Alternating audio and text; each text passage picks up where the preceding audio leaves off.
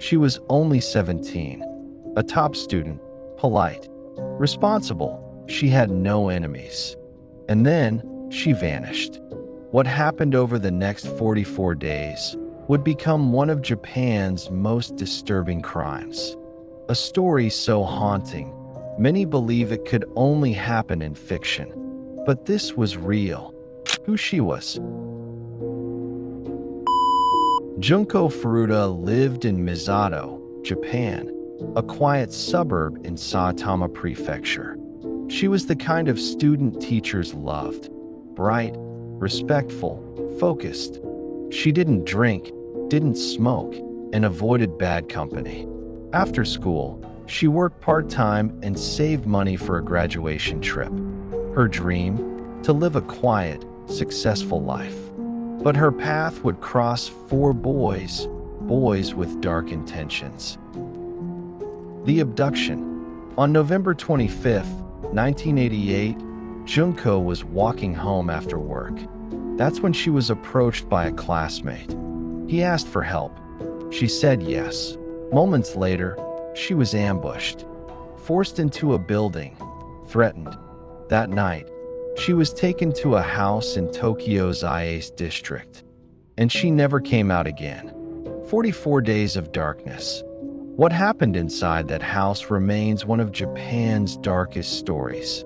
Junko was held captive for 44 days, forced to pretend she had run away from home. Her captors, for teenage boys, some link to the Yakuza. Their parents knew, but said nothing. Junko was denied food, care, and dignity. Every day, she endured pain and fear no human being should ever face. She begged for help, it never came. The final day. By day 44, Junko could no longer move. She was starved, bruised, and barely conscious. On January 4th, 1989, she passed away.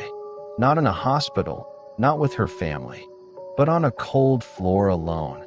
Her captors placed her body inside a 200-liter oil drum, filled it with concrete, and dumped it in a construction site. The discovery. For 2 months, no one knew where she was, until one of the boys, arrested for another assault, cracked under pressure. He led police to the concrete drum. Inside was Junko.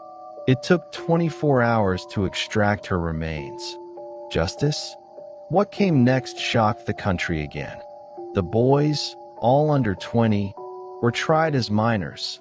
Their names were protected. Their sentences were light. 8 years, 10 years.